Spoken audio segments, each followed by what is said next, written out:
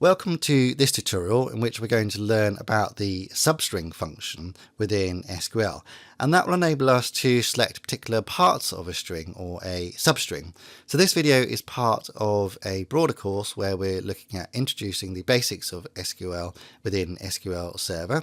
You can find that if you subscribe, and you can find a playlist with all the other videos, including this one, in this video tutorial course. So we're going to select some data from our AdventureWorks database, and we're going to use the production.products table. And as well as just looking at the substring function, we're also going to look at some other functions that you will often use in combination with it.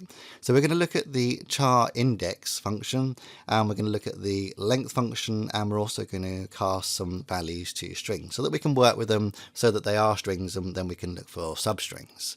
So I've already copied and pasted in some values. So the values that we're going to look at are the name, so we can track which item we're looking at. We're going to look at the standard cost, so we're going to look to manipulate the standard cost column. And then I've also copied in the char index that we're going to look at in a second. So what we want to do is pick out just the decimal part of our standard cost number. So we want to remove all the values which are pounds or dollars or whichever currency you're kind of working in, and we just want to look at the decimal part. So the first thing that we want to do in order to achieve that is to find the decimal place. And so we're basically going to say go to the decimal place and then get everything kind of to the right of that. So we can use that with the char index function. So we basically say char index, and then we specify with an open bracket and a closed bracket. So that's beginning and end of our function. And we say we want to look for the dot or the decimal. And so that's the first parameter. We say what character is it that we're looking for.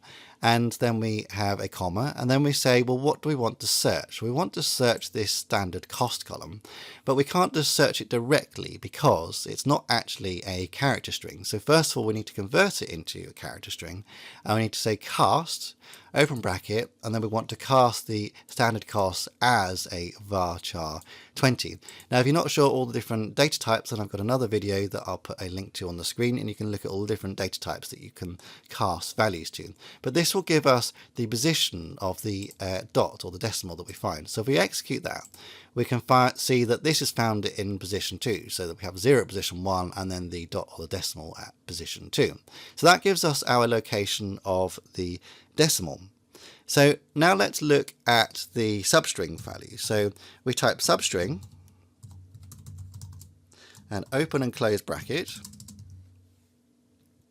And the first thing that we accept is, well, which value do we want to take a substring from? Well, we want to take a substring from the standard cost, but of course it's not a string, it's a numerical value. So again, we need to do our cast. So we're going to copy that, and we're going to paste that in there as our first value that we want to analyze. So that's our first parameter. Let's now do our second parameter. So our second parameter is the starting position of where we want to take our substring from.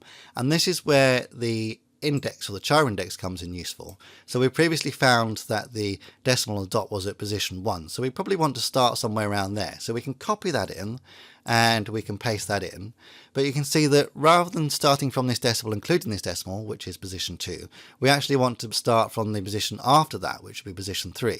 So we're just going to add 1 onto that so that we make sure we're starting from the value of the string that we actually want to take. So we just add 1 onto this position 2 here. And the final thing that we want to work out is our ending position. So in order to know that, we need to know what the length of this string is. So we're going to put a comma and then put our final parameter in. So then we can introduce another function, which will be len, and that will give us the length of whatever we pass to it. And what we're going to pass to it is this string here. So again, we've got to convert the standard cost into a varchar. So we're going to copy that and pop that into there so that we're taking essentially the length of this character converted standard cost item. So what this is going to do, it's going to say, right, take a substring. I want you to take a substring of the standard cost, but of course it's not actually a string, so we convert it to a string first. Then I want you to start where you find the decimal or the dot. So we use the char index in order to find the start position of that. We add 1 on so we actually start to the right hand side of that. And then we use the length function in order to find the total length of the string, and that gives us the ending position of the string that we want to take. So let's give that an alias. Let's say as, and then substring. Okay, let's run that. Okay, so you can see that's now successfully done that. So that's taken out the 00, or the decimal part of our number. If we scroll down, then you can see stuff that isn't actually 0. We've taken the 71 from here. Now this is an interesting thing. You can see that rather than taking 7066, it's actually rounded this up to be 71. So that can happen sometimes. We need to be careful how we construct our data type. Sometimes you need to be careful with the precision. So in this case, it's just rounded it up essentially. Here it's taken the exact values because actually that's 44 rounds it down, but there is certainly some rounding going on here. But essentially, to take a substring, you need to specify the string that you want to take a substring of, specify its start position, and then specify its end position. And you often work with these other functions, including char index and length, in order to achieve that. Now, if you want to look at a bit more detail of how we can work with the substring function and look at a lot of the other string manipulation functions or converting data types, and perhaps look at this example of why we're getting a rounding error there, then you can look at my complete course in SQL with SQL Server, and I'll put a link to that at the end of this video.